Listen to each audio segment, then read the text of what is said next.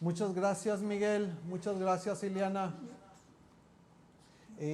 Nos encontramos aquí transmitiendo desde las oficinas de IAARC. Muchas gracias a toda la audiencia por acompañarnos.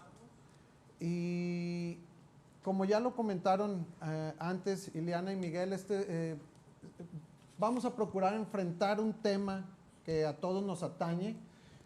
Estamos ya casi por cumplir un mes desde que salió el plan de reactivación para Nuevo León, después de esta situación tan complicada que hemos vivido, tan inusual.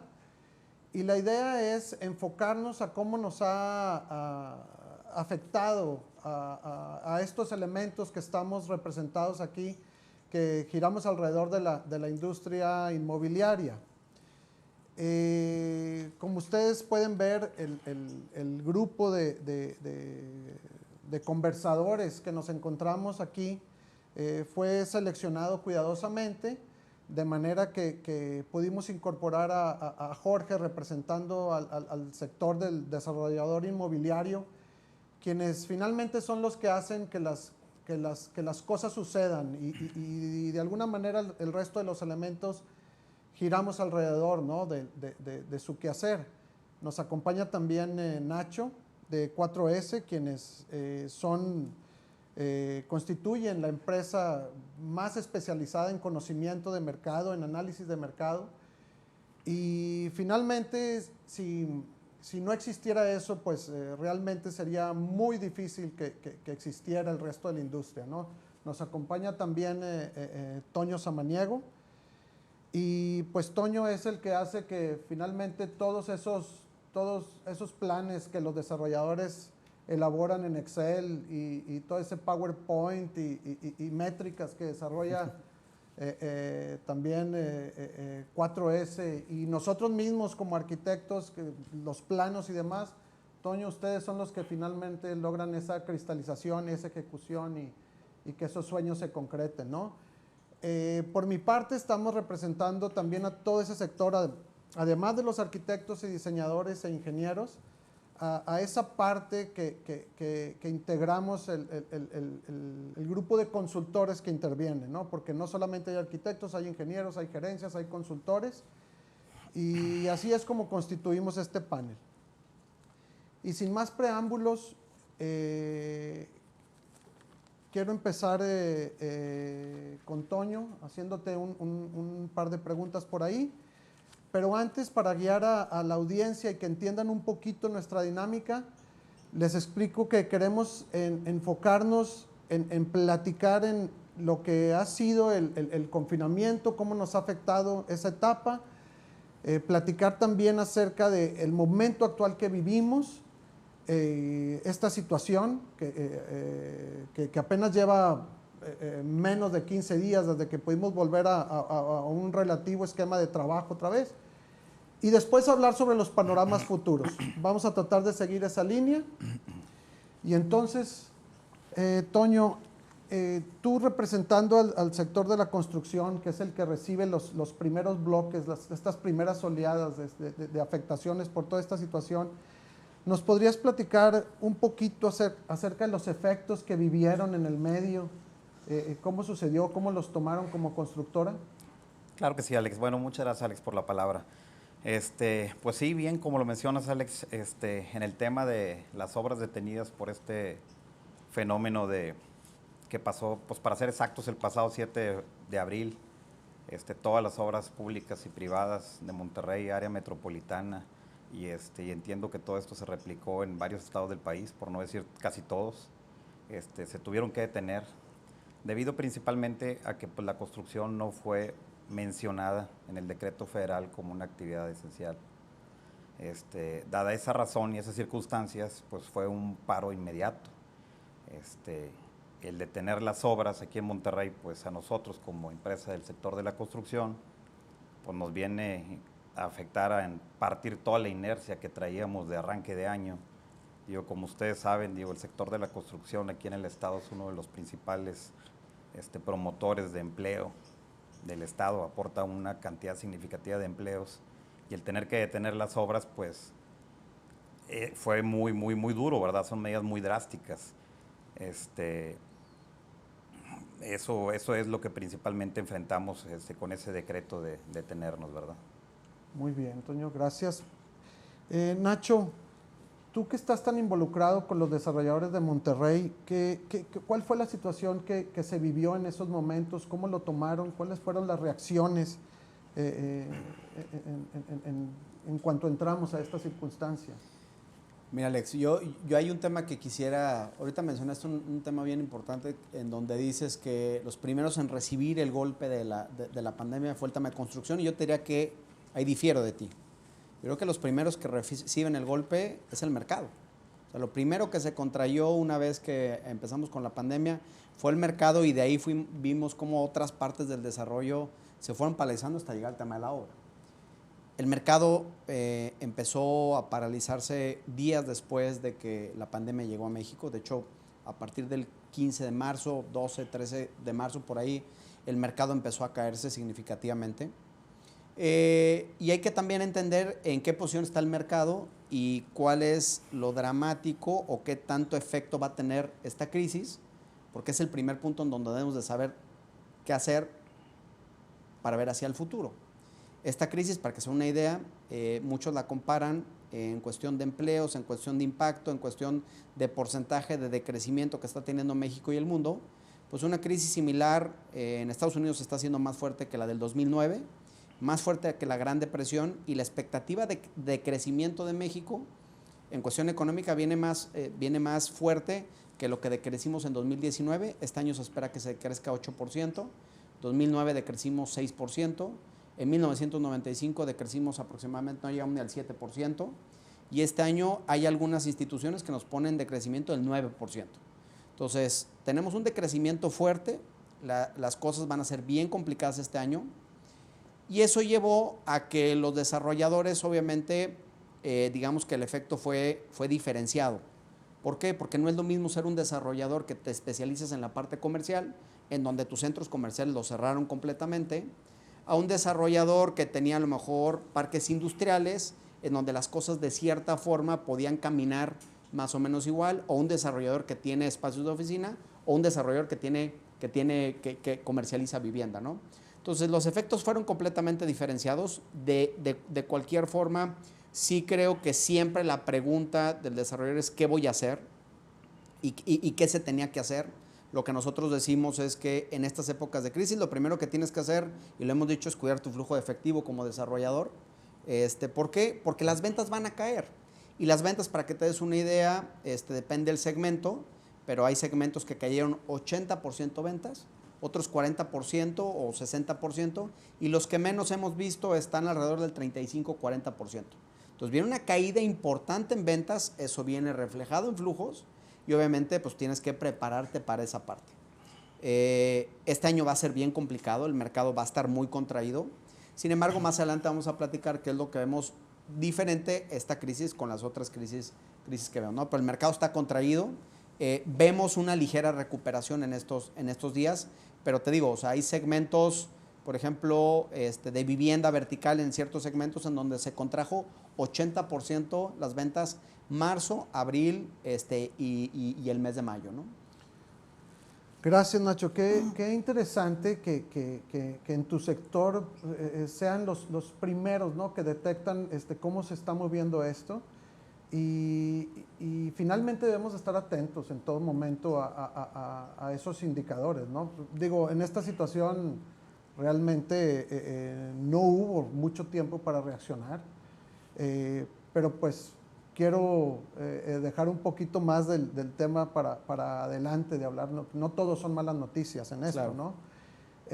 Jorge, ¿podrías platicarnos un poquito acerca de cómo los clientes reaccionaron en medio de toda esta situación?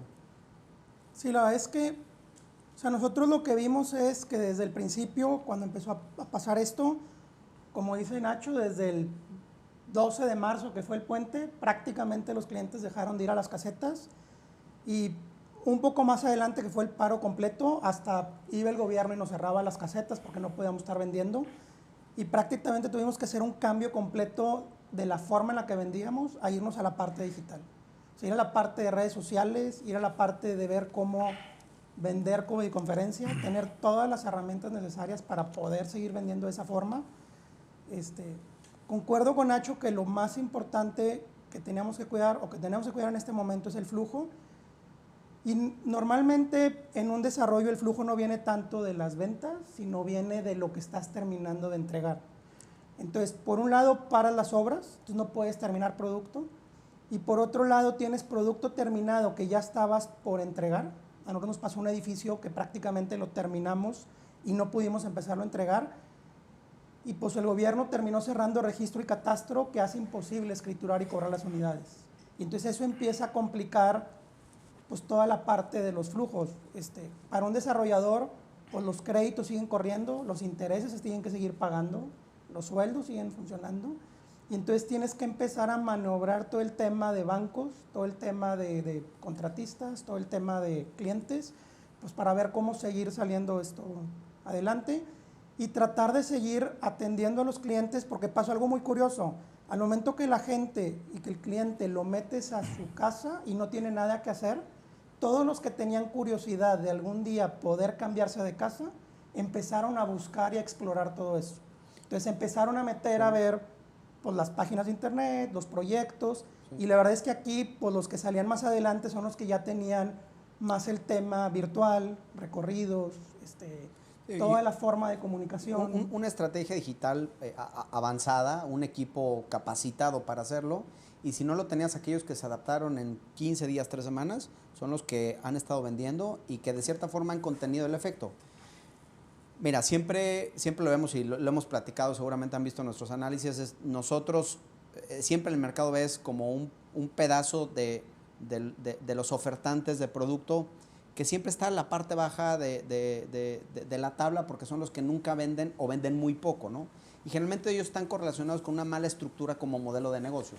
Ellos van a seguir vendiendo poco, ¿por qué? Porque no se adaptaron rápido y aquellos que siempre eran líderes, pues se transformaron. Internacional de Inversiones se transformó rápido, hizo una estrategia digital rápida, empezó a vender en línea y casualmente, como lo dice Jorge, nosotros que nos toca medir un poco el mercado, veíamos cómo, mira, casualmente los flujos que ves de contactos o leads o personas que mostraban un interés en los proyectos desde la visión digital, en algunos casos se duplicaron la afluencia de personas, obviamente las visitas bajaron considerablemente, pero esos proyectos a la hora que subes considerablemente tus visitas o tu estrategia digital, contienes el efecto y fueron los que menos afectados se vieron. Hay proyectos en donde bajaron sus ventas 20-30%, o sea, que no es poco, pero entendiendo que hay proyectos que vendieron cero, realmente tratas de contener el efecto, ¿no? Claro, aunque ahí lo que es interesante es que por un lado puedes reaccionar ante ciertas cosas, ¿no? De manera digital, sobre todo, aprovechando toda esta cuestión. Importante, como decías tú, Jorge, que la gente aprovechó este tiempo de confinamiento, pero ahora sí dedicarse a una búsqueda a conciencia que a lo mejor antes no hacían. Por otro lado, lo dijiste muy rápidamente, pero nadie medimos lo que iba a implicar el cierre de ventanillas, ¿no? Claro. Y cómo nos iba a detener y afectar todo eso. Incluso en construcción debe ser todo un tema, ¿no? Todo un tema, porque hay muchas posiciones que son físicas, que las obras se ocupan la gente física. Al cerrar la obra, esa gente ¿qué hace? Claro. Pues esa gente no tiene trabajo en casa más que administrativo y no es su rol principal. Los administrativos y el soporte de oficina, pues ese no tienes problema que labores desde su casa. Incluso nosotros ahorita como constructora tenemos la mitad de gente en físico, la otra mitad continúa en el esquema de home office. Claro. Y yo agregaría que siempre en estas épocas es una época donde el que tiene el flujo, el inversionista, que quiere comprar un departamento, una casa, una oficina, un comercio, aprovecha las oportunidades. A final de cuentas, el dólar tuvo un incremento grande que va a venir a reflejarse en las construcciones. Los desarrolladores no podemos hacer ese movimiento instantáneo, tenemos que irlo haciendo en el tiempo, pero el que ahorita aproveche y el que ahorita compre un departamento, una casa, una oficina, está comprando a precios que se van a ajustar en el tiempo. Está comprando a muy buen precio. Sí. Y más que hay muchos o sea, se empiezan a generar muchos esquemas de donde además si tienes flujo, tienes todavía una oportunidad de conseguir mejores oportunidades.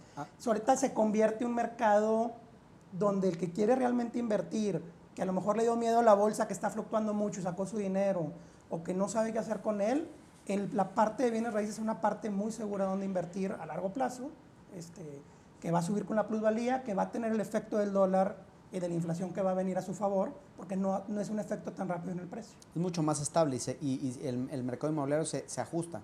De hecho, lo acabamos de vivir hace aproximadamente 3 años cuando ganó Trump. La gente no se acuerda, pero de un mes a otro, el costo de los materiales, ustedes saben más de construcción, Sí, fue subió un pico. 20%. Se fue un pico, se ajustaron los precios y aunque volvió a bajar el dólar, los materiales no bajaron y nos quedamos con esos precios.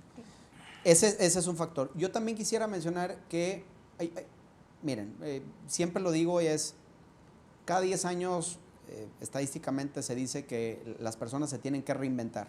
Y eso no lo digo yo, eso lo dice mucha gente y sobre todo allá en Silicon Valley que se están transformando constantemente. Este tipo de crisis o este tipo de situaciones nos ayuda a retransformarnos. Es evidente que, como dice Jorge, tienes que cuidar tu flujo de efectivo y tienes que balancear si tienes sobra, tienes producto por entregar. Hay cosas en ciertos proyectos que tienes que detener y hay ciertas cosas que tienes que empujar. O sea, los proyectos que estás en fase de planeación y ya saliste a la venta, tienes que empujar la venta. Retrasas el inicio de construcción porque ahorita te falta flujo y ni siquiera puedes empezar construcción. Entonces, es bien importante entender que en estas épocas y lo que está pasando ahorita es ser empresas flexibles para adaptar cada proyecto a la necesidad del mercado. Si es un proyecto donde ya estás en construcción y ya estás, ¿cómo se llama?, construyendo, bueno, tiene una situación, pero si todavía no lanzas al mercado, pues lo atrasas, das más tiempo, das flexibilidad, o sea, no todo es negativo. Lo vimos con un cliente, creo que se lo platicaba Jorge en un caso, un cliente con un proyecto en una ciudad en el Bajío, donde me decía, oye, es que prometí entregar en 18 meses, no pasa nada. Dile a los clientes que no vas a entregar en 18, vas a entregar en 24, les das más plazo para pagar y eres más flexible comercialmente hablando, les bajas la mensualidad y no va a pasar absolutamente nada porque no puedes empezar ahorita la construcción. Y también el nivel de venta se cayó, entonces son diferentes factores. Lo importante aquí es que entiendan que las empresas que van a salir adelante, todas las del sector, son aquellas que se adapten muy rápidamente a lo que está pasando. Y no es el próximo año me adapto, es en una semana me adapto. Porque pues, el flujo se cortó. O sea, ustedes seguramente también, pues, para la construcción, pues no cobras nada. Sí, sí, sí. Nosotros, por ejemplo, aprovechamos este tiempo. Hubo 2 proyectos que hicimos cambios drásticos en la modificación. Uno donde teníamos departamentos de 110 metros, que prácticamente se rediseñó para partirlos y dejar uno de 60 y uno de 50, porque el mercado ahora va a buscar cosas diferentes. Y otro edificio donde teníamos oficinas y prácticamente la mitad de las oficinas se fueron junto con sus estacionamientos. Sí tienes el efecto de que el terreno pues termina siendo un porcentaje más grande sobre la venta total, pero lo modificas en lo que viene aquí en adelante y no corres el riesgo de quedarte con un producto que probablemente no vas a mover. Tiempo Entonces, ganado. tienes que ser muy flexible, muy rápido y tomar decisiones. Sí, ustedes lo platican, es su día a día y suena muy fácil. La verdad es que es un proceso muy complejo y para realmente tener esa flexibilidad como empresa, pues necesitas tener un background muy interesante.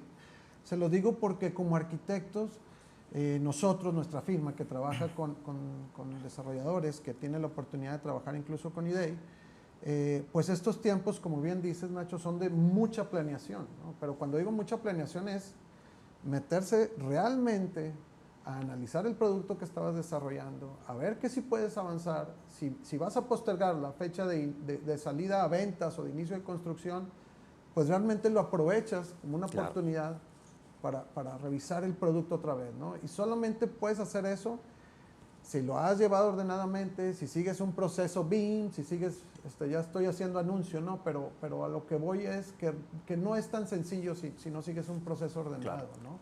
Ya estamos entrando al tema de qué estamos viviendo actualmente, sin que yo quisiera que todavía no se adelantaran mucho a decir realmente cuál es el panorama que viene. Tenemos un poquito de tiempo más adelante para hablar de eso, pero que nos platicaran qué estamos viviendo en este momento. Mucho se ha dicho que no era el momento ideal para reactivarse, ¿no? Por toda esta cuestión del coronavirus y demás. La verdad es que si no lo hacíamos ahora, las consecuencias iban a ser peores, económicamente hablando, ¿no? Y todos, esta sociedad y esta ciudad en la que vivimos lo estaba demandando, incluso está pidiéndolo a gritos ya salir y reactivarse. Hay que tener cuidado, pero tenemos que seguir. ¿Qué estamos viviendo actualmente, Toño? ¿Cómo se está abriendo? ¿Cómo abriste obras? ¿Fue tan sencillo como si ahora lleguen otra vez todo el mundo a trabajar? ¿No? ¿Qué está sucediendo actualmente en construcción? Así es, Alex. Mira, bueno, cabe mencionar y recalcarlo, ¿verdad? Mi perfil siempre va a ser desde el punto de vista de un constructor. ¿Cómo retomaron las obras? La reapertura, ¿cómo nos tomó? Previo a la reapertura, como bien comentaron ahorita, hubo mucha planeación para ver las implicaciones positivas y negativas que íbamos a poder enfrentar. Nosotros como constructores supimos que la reapertura iba a tener un factor de riesgo. El factor de riesgo era reclutar lo más rápido posible la fuerza de trabajo que perdió la obra una vez que se declaró la contingencia. En el mercado de la construcción, hablando de personal técnico, pues hay porcentajes muy significativos de gente que es foránea, no toda la mano de obra es local. Regularmente la zona norte siempre llega la gente o la mano de obra más especializada. Eso lo tenemos a favor, que se viene al norte a trabajar. ¿Por qué? Porque hay proyectos más atractivos o más de vanguardia, donde para ellos representa más trabajo. Nosotros previmos eso, que iba a ser una semana torpe el 1 de junio. Y aunado a eso, pues se emitieron una serie de recomendaciones por las autoridades de salud y por la Secretaría de Trabajo. Nos solicitaron a los constructores tomáramos nota y siguiéramos unos protocolos muy básicos. Digo protocolos, los menciono porque yo creo que no son desconocidos para nadie. Digo, protocolos de control de acceso con sana distancia. Una obra mediana pues tiene 200 empleados y muchas veces a veces tiene un solo acceso. Entonces, para meter 200 empleados a las 8 de la mañana, pues ya te imaginarás el flujo de gente. Entonces, ante este panorama COVID, lo que nos pidieron es, eso no puede funcionar. Entonces, hay que diseñar una estrategia, una logística para tener grupos o intervalos de diferentes especialidades que no se encuentren al mismo momento. Adicionalmente a eso, se nos pidió también incorporáramos un paramédico para un control de temperatura de personal.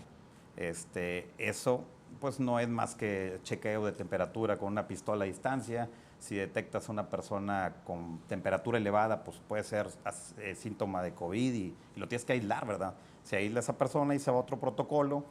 Adicionalmente, otras medidas nos pidieron que pusiéramos en las obras. Digo, todo esto no era común. Esto es la nueva realidad posterior al COVID. Se nos pidió también dentro de las obras poner estaciones de lavado de manos estratégicamente ubicadas a cada tanta distancia para incentivar ahora la cultura de que la gente se esté lave y lave las manos, porque anteriormente pues no lo hacían más que a la hora del lunch o a la hora de salida. También hubo otro tema, los comedores de las obras. Oye, los comedores de las obras pues albergan volumen de gente masivo. ¿Cómo voy a atender? Y ahí es un poquito parecido a los restaurantes. Oye, la separación de las mesas a cada 2 metros. Las mesas ya no permitimos 4 personas sentados, permitimos 2. Tuvimos que improvisar mamparas para que proteger a 2 personas que están comiendo, pues tengan un poquito más de protección. Aunado a todas esas recomendaciones, el gel antibacterial por todos lados, dentro de las herramientas de seguridad, requisito para un trabajador, se incorporó el uso de cubrebocas y se incorporaron los lentes o la careta acrílica. Eso sí es un impacto en la cultura del trabajador, porque imagínate, o sea, estar a 40 grados en un área de intemperie y traer un cubrebocas y unos lentes, no tienes idea de lo que es. Claro. En 20 minutos sientes que te ahogas. Entonces tuvimos que entrenar a los TCIs, a los técnicos de seguridad industrial. Oye, vamos a inventar rutinas para decirle a la gente con un pitido, oye, es time para respirar, quítenselo. No, claro, distanciados, quítenselo tantos segundos, respiren, límpiense el sudor y vuélvanselo a poner. Entonces todo eso trae un cambio cultural que sí te genera un trabajo porque estás cambiando la cultura de alguien. Ahora, esto nosotros no lo vemos pasajero. O sea, esto se va a estacionar un tiempo, no sabemos qué tanto, indefinido. Esperamos que no es indefinido, definitivamente, pero no es pasajero tan rápido. Y al final del día todo esto lo menciono porque todos estos protocolos, procesos, procedimientos que no existían, pues generan tiempo para hacerlos y demandan recursos. Y recursos y tiempo que no tenía contemplado el proyecto. ¿Cómo se traducen al final del día? En tiempo adicional al proyecto. Tiempo al final del día ¿Te es está costo. implicando todo esto que comentas, renegociar los tiempos que tenías? Sí, mira, fíjate. Obviamente debe haber Claro. cuestiones muy obvias del tiempo del paro, Claro.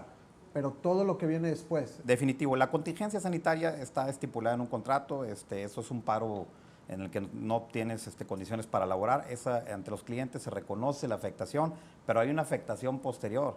Esa la estamos negociando particularmente con todos los clientes, pero definitivamente está implicando tiempo. Ahora, algo muy chistoso, digo, yo no es mi especialidad del área legal, pero platicando, los modelos de contratos actuales y existentes no tenían previsto una pandemia.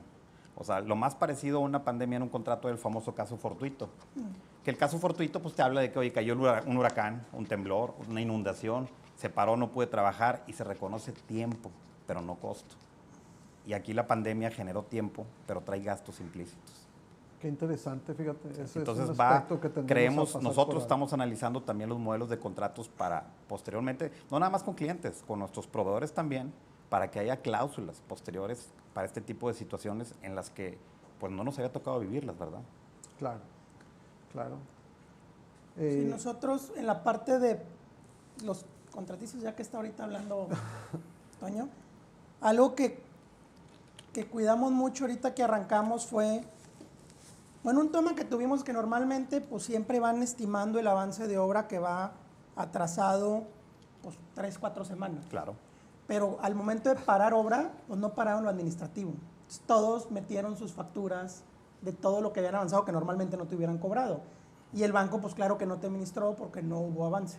Entonces, hubo una complicación ahí de que crecen las cuentas por pagar mucho. Claro. Pero por otro lado, teníamos que tener mucho cuidado de cuidar al contratista. O sea, un contratista que la vivió muy mal o que ya estaba viviendo en la línea, pues no iba a vivir, no iba a soportar esto. Y entonces lo que no queríamos era darle dinero, porque trabajamos con todo tipo de contratistas, todos tamaños. De todos tamaños. Pues darle dinero, y ustedes lo han de vivir con subcontratistas, no quieres darle dinero a un subcontratista que ya está tronado, que va a ir a pagar lo que se metió en la tarjeta, para luego no regresar a la obra. Entonces tenías que cuidar mucho, ver la forma en la que vas dosificando el flujo para asegurarte de que vaya regresando a la obra de obra correcta. O sea, definitivamente sabemos que del universo hay un porcentaje grande que probablemente no vuelva a arrancar. Entonces tenemos que dosificar eso y ver pues, cómo meter al emergente a que cubra eso que él no va a hacer. Claro. Y entonces todo un tema de complicación que se va en la obra que tenemos que ir sacando adelante. Incorporar un factor más a la ecuación de la ingeniería financiera que es tan importante como la definitivamente, y como comenta Jorge, digo, hay consecuencias diferentes para cada tamaño de empresa. Digo, muy particular en la empresa que yo represento de construcción, pues la complicación más grande que enfrentamos es el pago de las nóminas sin producir. Pues se paró la máquina de construcción, que es la que paga los sueldos de todos, pero pues el empleado tiene que cobrar. Entonces los empleados se fueron a home office cobrando y nosotros paramos producción. Entonces, como bien comenta Jorge, pues las estimaciones que iban en proceso pues se nos fueron pagando, pero se generó un momento en que ya no hubo producción para meterlas a ese proceso. Entonces se genera una ventana que no cobras. Claro. En una empresa mediana como la que represento. ¿Qué le pasaron a las empresas chiquitas, como dice Jorge, o los subcontratistas? Nosotros, el modelo de negocio, utilizamos mucho subcontratista. Eso la consecuencia fue catastrófica, porque ellos tuvieron que desemplear a la gente. Ellos la dieron de baja. Terrible. Por no poder afrontar el costo de las nóminas de la gente sin trabajar. Y los dieron de baja del IMSS por no poder pagar el costo de lo que representa su seguro social. A la hora de reincorporarlos, en la hora de la reactivación, ahora 1 de junio, que levantaron la contingencia, gracias a que marcaron como esencial en el decreto de la construcción previo antes del 1 de junio, pues el primer día de las obras llega toda la gente a buscar, tramitar su alta. Un proceso de un alta ante el IMSS de un trabajador te llega a tomar en una época normal un día. Bueno, estaban tardando hasta 3 o 4 días, porque el IMSS no estaba preparado para que un volumen masivo de gente se tratara de reincorporar el mismo día. Entonces, ¿qué nos generó a nosotros? Una producción torpe, baja y una baja afluencia de mano de obra la primera semana. Así es. Nacho, empezando ahora sí a platicar acerca de lo que se viene. De hecho, podríamos hablar que estamos en una etapa de transición, ¿no? Todavía no está muy claro ese panorama, esa visión a futuro, pero mal que bien estamos trabajando, estamos ya incorporados nuevamente. Respecto al mercado, Jorge hablaba un poquito de esto, pero se puede decir que está empezando ya a variar la mezcla de los inventarios, de los requerimientos del mercado, de que ya vale la pena echarse un clavado y revisar realmente si va a cambiar esa necesidad del mercado en cuanto a tamaños, en cuanto a producto, características. Mira, hay muchos factores combinados que no tienen una sola respuesta. Lo primero que hay que entender es que esta pandemia lo único que está haciendo es acelerando un factor que ya se venía presentando. Nadie está entendiendo en México, en Latinoamérica, en zona metropolitana, que la población económicamente activa de este país está cambiando y está cambiando notablemente. A partir del 2020, la generación de millennials toman más fuerza económicamente hablando que la generación anterior. Y vienen dos generaciones más que se unen, o que ya están unidas a la parte laboral, que son los centennials, que es la generación alfa, que es gente que de aquí al futuro va a empezar a consumir y son los que van a consumir productos inmobiliarios de cualquier tipo, ¿verdad? Porque esta gente se vuelve económicamente activa, tiene un trabajo, trabaja en una empresa, pues se va de compras y eso activa espacios comerciales. O trabaja en una oficina y eso activa espacios de oficina, ¿verdad? Entonces, el mercado ya estaba cambiando. Simplemente lo que está pasando es que esto lo va a acelerar. Yo lo que creo es que hay muchos productos que continuarán siendo productos exitosos y la gente tampoco es como que va a cambiar notablemente su ADN como persona. ¿Por qué? Porque pues de repente no creo que la pandemia te quite tus planes de tener más o menos hijos. Si no querías tener hijos, la pandemia te va a dejar sin hijos, como quiera. Pero sí lo que creo es que muchos efectos se van a acelerar, más porque ya veníamos mostrando cambios demográficos importantes. Esto lo está acelerando. Ahora, hay un tema bien importante que también hay que entender, es depende del giro en donde estés. Por ejemplo, la vivienda, hay un análisis súper interesante de Deloitte, en donde hace un análisis de cómo estaba el presupuesto de las personas antes de la pandemia, durante la pandemia y después de la pandemia. La única partida de presupuesto que se mantiene, las únicas dos partidas que se mantienen igual, primero es el tema de alimentación y segundo es el tema de vivienda. Entonces te habla de la importancia de la vivienda de las personas, sobre todo en esta pandemia. Entonces, la demanda de vivienda pues va a continuar y se va a reactivar de una forma normal cuando la gente pierda el miedo de perder su trabajo. Simplemente los productos, ¿sí?, que ya veníamos, que venían en un futuro, se van a adelantar, porque si la gente va a tener menos presupuesto, entonces va a haber menos metrajes, va a haber presupuestos más restringidos, o tendremos que pensar en otros formatos para poder satisfacer esas necesidades con presupuestos más restringidos. Ahora, creo que el reto de la ciudad es bien importante, porque hoy en día la ciudad no está preparada para alinearse a esas necesidades. Yo vengo diciendo desde hace tiempo que hay un esfuerzo que hizo la zona metropolitana, más bien Monterrey, donde tiene una zona de OT, donde cubrió por cierto tiempo una necesidad de mercado, que le quedan 3 años. O sea, los productos de OT están subiendo de precio y están dejando huecos en el mercado. O sea, en Monterrey pensamos que tenemos estrategias para cubrir esa necesidad. Hay más demanda que oferta. Simplemente la oferta y la demanda se medio alinearon con todo este tema de OT, pero hay que pensar en qué va a pasar en los próximos 10 años en la ciudad y qué regulaciones van a hacer que el mercado se alinee con la demanda, porque la demanda sí va a cambiar. Entonces, si estamos viendo nuevas generaciones que quieren menos espacios, que no tienen hijos, que se divorcian más, que les gustan los lugares más cercanos, no tan lejanos, vivir en los suburbios no es de interés de ellos, que les gustan proyectos mixtos, que van a traer menos presupuesto, que son más flexibles, con todos esos cambios que ya veníamos viendo, pues creo que la ciudad y el mercado se tiene que adaptar a eso. No es que de repente de un día a otro vamos a cambiar, sino ya viene ese cambio y la ciudad se tiene que adaptar a esa cosa, ¿no? Complementando un poco tu comentario, por ejemplo, nosotros hemos visto ahorita dos tendencias que van a empezar a pasar mucho. Una es, y más por las generaciones que vienen, va a empezar a pasar mucho como en Estados Unidos, que la gente va a preferir rentar que comprar. A final de cuentas, si ahorita alguien va y compra una casa, un departamento de 3 millones de pesos, tiene que pagar 30,000 pesos de crédito A 20 años. a 15, 20 años, pero si va y renta en la misma unidad, le sale la mitad, porque las rentas están al 6%. Claro. Es correcto. Y en otras palabras, te alcanza a vivir lo doble de mejor en un departamento, una Duplicas casa tu lo calidad de doble vida. de cara con el mismo monto. Y ya no tienen ese sentido de pertenencia de que quiero tener mi casa para toda la vida. Que te y da y más gastan movilidad. más en experiencias, gastan más en viajes, gastan más en otras cosas y la vivienda la están dejando como un tema de una renta que tienen que pagar. Que ahí es donde viene y complementa un poquito, Jorge, el tema que de cierta forma ha sido como un tabú en la ciudad y en el mundo inmobiliario, el tema de los inversionistas, donde dicen, no, es que ese producto se vendió a inversionistas. De hecho, el mercado de inversionistas no es malo. De hecho, creo que el mercado de inversionistas ahorita, y quiero complementar lo que decías tú, es un mercado que puede salvar al segmento agarrando esas buenas oportunidades, porque el inversionista al final es un intermediario financiero.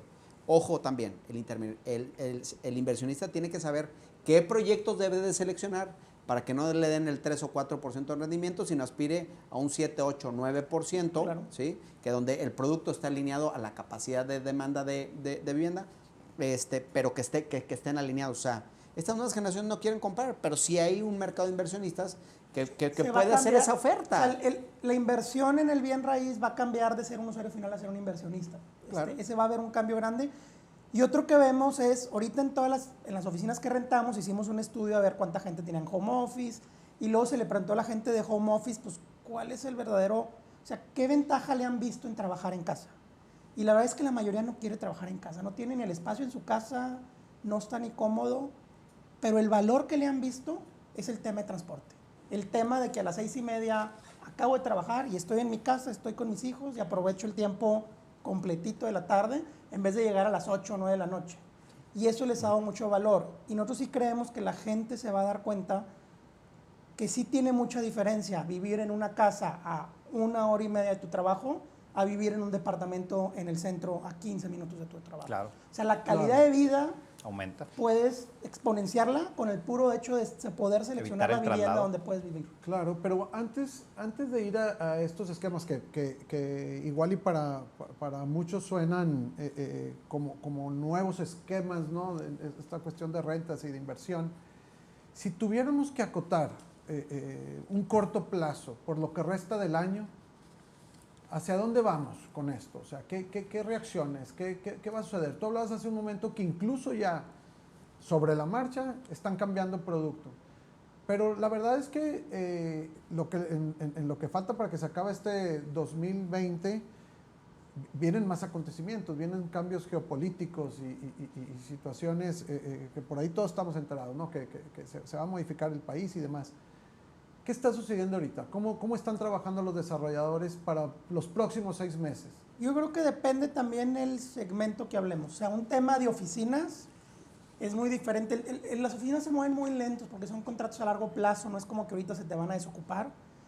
Ya teníamos un tema de desocupación y probablemente ahorita no va a haber muchos contratos nuevos, a veces es un tema más lento. El tema comercio es un tema que ahorita está en el aire, o sea, nadie sabe si se va a abrir, si no se va a abrir. Se abrió, pero se siguen subiendo los infectados, entonces probablemente pues todos tienen miedo que vuelvan a decir que se cierra. Nosotros estamos tratando de rentar un centro comercial y pues los renteros nos dicen, oye, pues todavía ni abro, no me pidas pues que en agosto le empiece a inyectar dinero a un local nuevo que no sé ni cómo voy a abrir, ¿verdad? Y el tema de vivienda lo vemos mucho más dinámico. O sea, el tema de vivienda, por ejemplo, en la última semana fue muy curioso, pero o sea, tuvimos flujos de ventas en las casetas mayores antes de la pandemia. Pre-COVID. O sea, la gente, y nosotros creemos que pasó mucho por todos los esfuerzos que hicimos en redes sociales, pues la gente ya había como que puesto en su cabeza el decir, saliendo de esto quiero ir a visitarlo. Y entonces está llegando toda esa gente que pues ya estuvo explorando, porque lo que vemos ahorita es que los clientes ya no van a ir a visitar 10 proyectos para escoger a ver cuál es el que gusta más. Va a haber 10 proyectos por internet y los 2 que vea más atractivo va a ir a visitar la caseta. ¿Por qué? Porque no se va a querer exponer a 10 lugares, va a preferir exponerse a 2 donde realmente puede llegar a Y comprar. ya preseleccionados. que es lo mismo que hacemos en los carros. Los que compramos carros ahorita, principalmente, ya viste todo por internet y prácticamente llegas a la agencia a decirle quiero una prueba de manejo. De Es hecho, algo parecido. Los carros, o sea, tú descargas las fichas técnicas de los automóviles, lo hemos dicho nosotros también varias veces, ese mismo ejemplo. Tú quieres comprar 4 o 5 carros, descargas la ficha técnica y en la ficha técnica te viene el grosor del chasis. Claro. O sea, viene el 100% de la información del producto. Hay una estadística bien importante, dice la generación X, que es la generación anterior a la millennial, el 85% de su decisión de compra la tomaba en factores que veía físicamente en el punto de venta. O sea, 15% eran factores previos y 85% eran factores decisivos ya yendo al punto de venta, y claro, por eso las casetas empezaron a tener y los showrooms empezaron a tener tanta fuerza y veías inversiones importantes que eran necesarias en ese momento. Hoy en día se ha cambiado 75% para los millennials, 75% de la decisión está tomada antes de ir al punto de venta. Como dice Jorge, ¿para qué voy a 3 o 4 cuando... Es más, olvídate de la pandemia, por simple hecho de tiempo ya no quiero ir, las nuevas generaciones no quieren a 3 o 4 proyectos, van a 2. Si el primero les gusta y era su primera edición y les encanta, ya ni siquiera se pagan el segundo, ¿no? Eso, de cierta forma, es lo que los desarrolladores tendrán que entender, que las cosas están cambiando, no nada más en la parte digital, que es capturar al cliente, sino en el proceso de venta. Los vendedores, a la hora que tu comprador llega completamente documentado de tu competencia, pues ya no es echarle todo el rollo mareador que quién es el desarrollador, ya lo saben.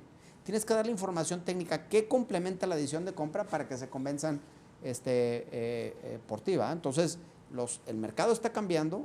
Nosotros también vemos una recuperación rápida e importante, más en la parte de vivienda, porque aparte la parte de vivienda tiene un elemento bien importante que ahorita platicamos. Se ha vuelto, la importancia que le estamos dando hoy en día a la vivienda después de la pandemia es mayor que nunca. Estuvimos encerrados 3 meses en nuestras casas y dijimos, ya percibimos detalles que no conocíamos. Sí, le dimos fue un elemento de valor bien importante, sí. En donde aparte es el centro que me rescató y que me acobijó. Entonces, creo que va a haber una conciencia mayor al tema de vivienda en comparación con oficinas, que si bien es como dice Jorge, es el que menos va a sufrir ahorita, en el largo plazo es claro, la vivienda está ligada a la parte de personas y las oficinas está ligada a la parte de empresas. Este año, ¿sí? En las empresas en general, pagas nómina, reportas 0 utilidad.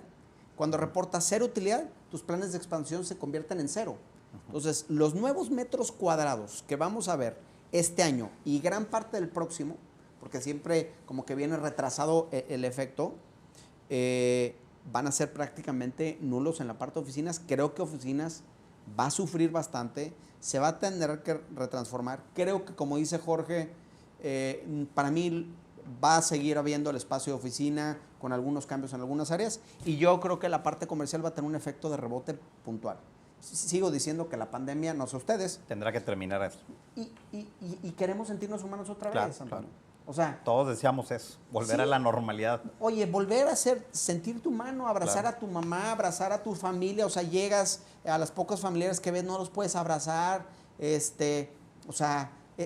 un tema que vamos a querer sentirnos humanos otra vez. Y yo no sé, pues yo tengo esposa embarazada y 2 hijos chicos. Yo lo que quiero es salir a la calle para que la gente se divierta, y los centros comerciales es nuestro punto de entretenimiento, tengan entretenimiento o no.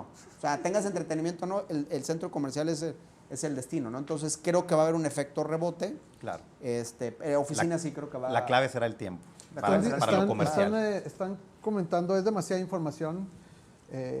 Hay una cuestión aquí bien interesante que tiene que ver estrictamente con las nuevas maneras de diseñar que se aproximan, ¿no? Este tema de que la decisión de cuando alguien llega ya a un punto de venta, a las casetas o showrooms, como menciona Jorge, de que ya trae un 75% de la decisión tomada, de que ya trae un análisis de la competencia, eso nos obliga a nosotros, los diseñadores, y no hablo solo de arquitectos, a todos los que componemos este gremio, ¿no? Que finalmente está en la parte previa a la construcción, de crear productos innovadores, de tomar en cuenta mucho de esa información que arroja ese análisis del mercado, obviamente junto con lo que con toda esta cuestión financiera que el desarrollador maneja, y vienen retos grandes en ese aspecto, ¿no? Los desarrollos, los departamentos, las áreas de amenidades son cada vez más selectivas y más importantes, ¿no? Y no solo eso, también los departamentos en sí. Otra cosa, al parecer entonces, a la conclusión que estamos llegando aquí, es que la cuestión habitacional va a continuar y lleva un buen ritmo, ¿no? Y sí, necesitamos espacios en donde vivir, todo este tema de detonación del centro de Monterrey es fabuloso. Claro. Y demás. Se entiende también esta cuestión de que las oficinas puedan recibir o puedan ser un poquito más lentas en reaccionar, pero coincido con que el comercio, hay un factor ahí interesante, ¿no? Como mexicanos no dudo mucho, ojalá y no suene old fashion, pero que nos convirtamos en una sociedad que estrictamente compra por internet. Claro. Estamos buscando continuar viendo esos puntos en donde coincidimos todos, en donde nos vemos todos, ¿no? Hay proyectos muy interesantes comerciales ahora que han cambiado totalmente su enfoque hacia las experiencias que se viven ya una vez estando dentro del centro comercial, ¿no? Yo ahí, y a lo mejor coincide Jorge conmigo, mira, hay una estadística bien interesante de Estados Unidos donde dice que el retail en Estados Unidos va a desaparecer. En los últimos años el retail tradicional de Estados Unidos sigue creciendo. Y también sigue creciendo la parte, o sea, sigue creciendo el retail en total, el comercio electrónico cada vez toma mayor participación, pero cuando quitas el porcentaje de comercio electrónico, el valor absoluto del retail tradicional sigue creciendo. Lo que está pasando es que ahí, digamos, se llama multicanales. Hay productos que hacías una compra mixta, algunas cosas realizadas por internet, ibas físicamente a comprarlas, te las mandaban o las recogías.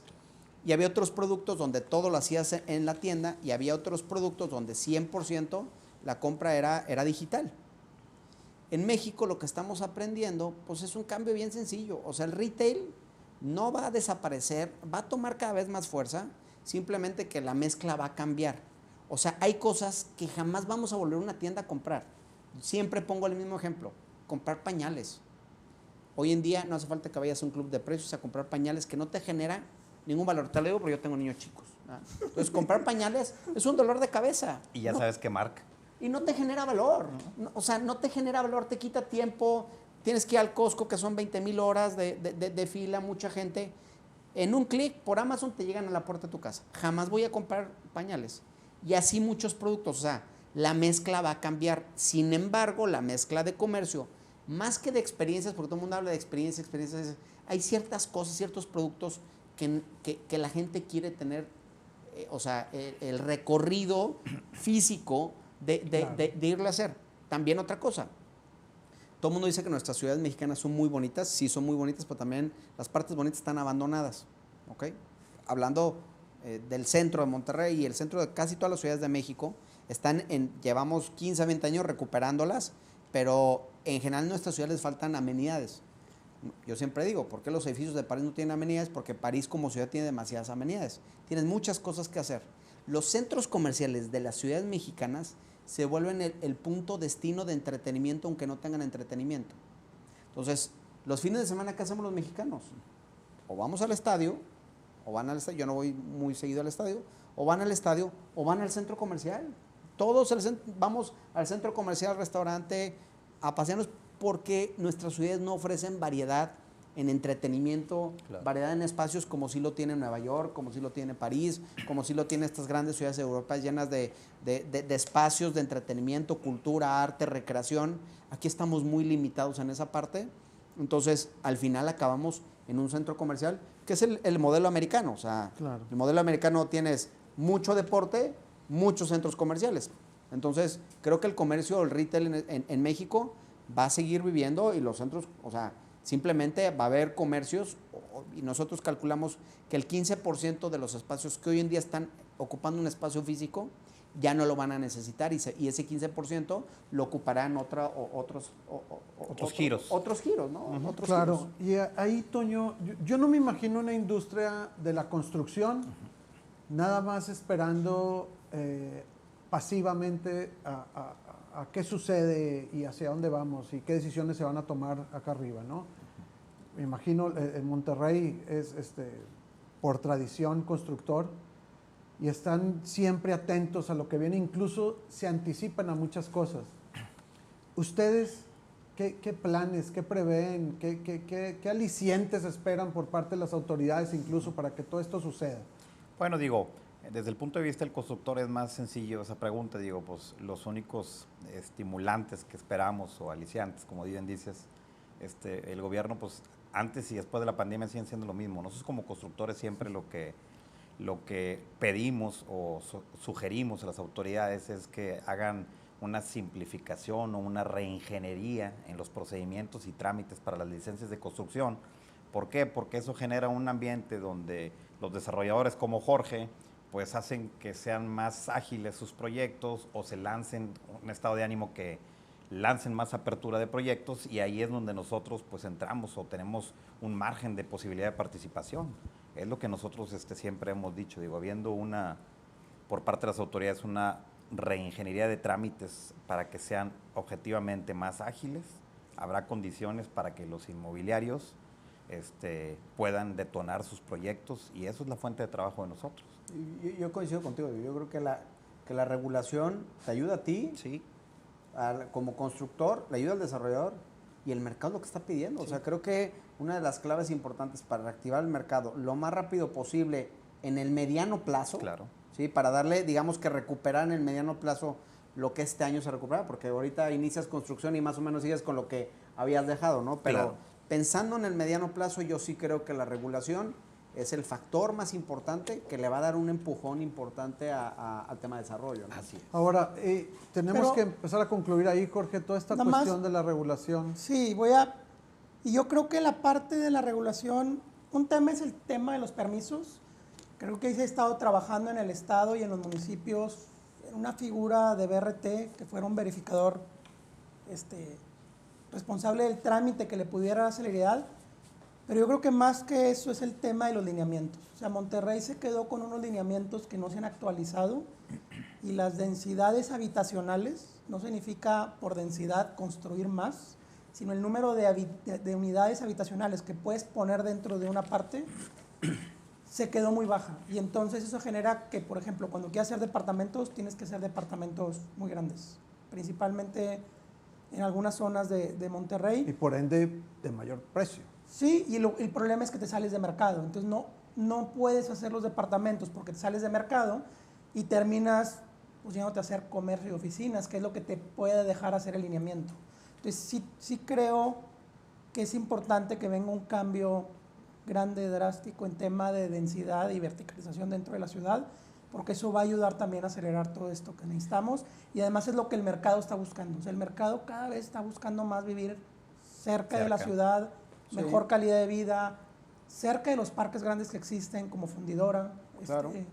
cerca de los servicios que ya existen, de donde está acostumbrado a vivir. Cerca del transporte público, porque también desfogas las vialidades que están reventadas, ¿verdad? Digo, oye, lo único bueno que dejó esta pandemia es que la vialidad de la ciudad está como nunca nos lo imaginamos. Claro. Que ahí es donde creo que el gobierno debe de trabajar, ¿no? Como dices tú, Toño. O sea, el desarrollador tiene que... Y sí, mira, el ejemplo de Monterrey, como Monterrey Centro, como el centro de Monterrey, inmobiliariamente hablando, es el centro de ciudad más activo de toda Latinoamérica. Por el DOT. Por DOT, sin duda. Te cruzas una calle y tienes a Nicolás de los Garza, que en los últimos 10 años ha perdido el 10% de su población. Nada más para que nos demos el tamaño de problema que tiene San Nicolás. No sé qué prometen los alcaldes, pero deben de prometer regenerar, ¿verdad? Como dice Jorge, hay una visión bien incorrecta en la regulación. La regulación mexicana te regula de la fachada para adentro. Cuando la regulación, como en Europa, debe de regular de la fachada para afuera. Claro. O sea, no me importa que el edificio esté feo, siempre y cuando haya ciertas unidades, no me importa. En Europa es al revés. A mí lo único que me importa en Europa es que, por ejemplo, Barcelona es una ciudad hermosa, tienes altura, todos los edificios son a la misma altura. Que hay dentro del edificio no me importa, siempre y cuando esté a cierto nivel a la banqueta, que respetes la altura, que tengas acceso peatonal. O sea, se fijan en el exterior. El interior no lo regula la ley porque la ley no está alineada al mercado. El interior lo regula el desarrollador, constructor, ¿sí? alineado a lo que quiere el mercado. El mercado es el que regula. El centro de Monterrey, la realidad de las cosas es que la inversión de regenerar el centro ha sido nula. O sea, en comparación con lo que ha hecho la iniciativa privada, Sí. entonces yo creo que la regulación debe de incentivar al desarrollo para que el desarrollador haga estos efectos de regeneración, ¿sí? Que tanto le urge a la Que ciudad. tanto le urgen y que el sector, el gobierno apoye en el transporte para que complemente esta parte, ¿verdad? Porque también una regeneración sin transporte Sí, creo sí, que, no creo que tiene es sentido. un poco complicado. Entonces, creo que sí es un reto. DOT ha cumplido una parte bien importante de ofertar un producto que hacía falta, pero creo que las condiciones de mercado ahorita de DOT por los precios de la tierra y todo eso nos va a dar 3 años más para cumplir ese hueco y hay que pensar en otras zonas, ¿verdad? O sea, Claro. tienes que dar zonas para otros 10 años. Claro, ojalá y después podamos repetir una plática algo similar con esto, hablando nada más de DOT, del DOT. Infortunadamente se nos acaba el tiempo, pero como decíamos al inicio, no todos son malas noticias, ¿no? Esta rueda se sigue moviendo, tenemos que seguir trabajando, hay oportunidades para continuar desarrollando proyectos, hay planes de los desarrolladores a futuro para seguirlo haciendo, el mercado también indica que va a seguir existiendo esa demanda y las constructoras están a todo, ¿verdad? Ahorita y puestas y para adelante con esta situación. Yo quisiera terminar esta plática incluso especulando un poquito acerca del futuro, pero de un futuro a largo plazo, de lo que se ve, de lo que viene más allá, digamos, incluso del próximo año. Ya se habló aquí un poquito de la tendencia hacia las rentas, inversión, de cómo va a cambiar el comercio, de cómo las oficinas van a tardar un poquito más en recuperarse. Pero ¿qué es lo que viene a largo plazo? Y quisiera, Toño, con esta última participación tuya, que nos digas qué ven y qué planes tienen como constructora para enfrentar ese futuro realmente a largo plazo. Pues sí, mira, principalmente, Alex, nosotros como constructor, digo, no únicamente por la pandemia hemos estado analizando eso, constantemente lo estamos analizando porque pues el gran reto que tenemos las empresas del giro de nosotros es estar siempre lo más apegado a la eficiencia posible, porque al final del día, para que el desarrollador me considere para una oferta de construcción, pues yo tengo que demostrarle una cierta eficiencia en costo, ¿verdad? Entonces esa eficiencia a mí me compromete a estar atento a sistemas tecnológicos de vanguardia. Nosotros constantemente en la empresa, por una tradición, mandamos gente a las expos en otros países a que vean las expos de construcción o del concreto. Salen tecnologías, salen herramientas, sale maquinaria, que muchas veces analizas y traen muchas ventajas. No todas aplican. O sea, sí quiero ser claro, porque mucha gente me dice, oye, ¿por qué no traen tecnología ya? La tecnología te la puedes traer. ¿Cómo construir un edificio en una semana? Y esas cosas sí, que hay máquinas que te ayudan, sí. pero eso tiene un costo implícito, porque muchas veces las tecnologías existen, pero existen para dadas condiciones de un país. Por ejemplo, los países primer mundo, la gran limitante que tienen es la escasa mano de obra o lo caro que está la mano de obra. Entonces ellos prefieren máquinas. En México es al revés. En México tenemos muy buena mano de obra y muy barata. Y es mucho más barata que la máquina. Entonces, el traerte máquinas, pues no siempre refleja un producto más eficiente. Y es donde tú tienes que jugar como constructor, ver dónde puede aplicar, dónde no. Hay productos que sí nos hemos traído que han tenido buenos resultados. Al final del tiempo todo se traduce en costos para el proyecto. Pero en nuestro giro estamos totalmente comprometidos a estar atentos a los desarrollos tecnológicos de materiales, de procedimientos, de sistemas de cimbras, herramientas, nuevas fórmulas del concreto, aditivos. Hay una gran variedad de cosas, porque de otra manera nosotros estamos condenados a quedar obsoletos si no estamos atentos a eso. Entonces es un nicho que nosotros constantemente estamos trabajando, con o sin pandemia, no cambia nuestra visión. Excelente, gracias, Toño. Nacho, y luego concluimos con Jorge. Denos buenas noticias para el gremio acerca de qué tipo de cosas vamos a estar diseñando en los próximos años. ¿Cuál va a ser ese requerimiento? Yo lo que creo es que es muy complicado poder descifrar el futuro. Lo que sí creo es que lo que va a pasar en el corto y mediano plazo es que lo que ya veníamos viendo que nos daba señales de vida se va a acelerar unos cuantos tiempos. o sea, unos cuantos años.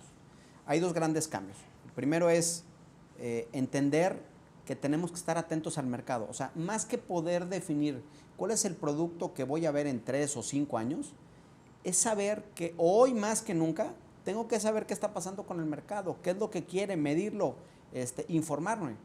Te puedo decir que el alto porcentaje de los desarrolladores no hacen ni siquiera análisis, ni siquiera a quién le vende. Déjate para ver a quién le voy a vender, sino a quién le estoy vendiendo. Es bien importante que entiendan la importancia de entender al mercado y estar documentándose constantemente para ver los cambios y poder adaptarse a esa parte. ¿Por qué? Porque el mercado de repente piensas que va hacia un lugar y puede tener una tendencia que cambia, ¿verdad? Entonces es constantemente estarse documentando para poderse adaptar a los nuevos mercados según nos vayan dando señales. Las señales son distintas. Poder decidirte cuál es el producto en el futuro, pues se piensa que la parte vertical va a tener más fuerza, definitivamente hablando. Los formatos cada vez son más chicos, el presupuesto de las personas no sube tanto, los costos aumentan, entonces eso nos lleva a formatos más chicos. Creo que eso es innegable y la parte de rentas también. Pero de repente los mercados te dan algunas sorpresas importantes que hay que estarlas midiendo. Lo que sí ya cambió y va a ser cada día más fuerte, más que el producto, es la forma de vender o la forma de comprar. Eso ya cambió. O sea, en los últimos 3 meses la gente que ha vendido 100% bajo esquemas digitales. O sea, la participación del cliente o el consumidor en un contacto físico es prácticamente nula o un porcentaje muy bajo. Cuando eso lo veíamos a 5 o 10 años. La forma de comprar es la que ya compró, la que ya cambió. Y ahí sí creo que todos los desarrolladores y todo el mercado se tiene que adaptar a esa parte. El producto, te diría que todavía tenemos producto similar a unos años, hay que estarlo midiendo, pero la forma de vender esa ya cambió y esa no se va a ir para atrás, ¿verdad? Esto que estamos implementando ya cambió y llegó para quedarse. Que incluso la forma de vender tiene que ver con cómo diseñamos. Exactamente. Totalmente. Claro, totalmente. Jorge, y contigo concluimos. ¿Qué nos puedes decir? Yo creo que, por un lado, creo que México en el tiempo está en una posición muy importante que tenemos que aprovechar, que es el bono demográfico.